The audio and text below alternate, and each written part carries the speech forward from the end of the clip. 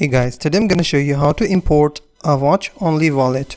So first of all you have to do is open your Trust Wallet app on your phone. Once you've opened the app, you will see this interface. From here, you will see two options: create new wallet and add existing wallet. You have to click on add existing wallet. From here you will see four different options: secret phrase, Swift, Google Drive backup, and view only wallet. You have to click on view only wallet. From here you will see a list of networks that you can connect with your Trust Wallet. All you have to do is click on any of the networks that you want to connect with the Trust app. So I will select Ethereum.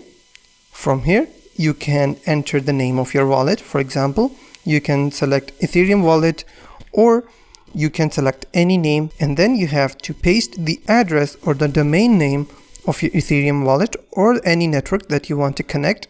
Once you've pasted the domain name or address, all you have to do is click on confirm. Once you have confirmed that, then you have successfully imported a watch only wallet on Trust Wallet. If you find this video helpful, please hit the like button and don't forget to subscribe.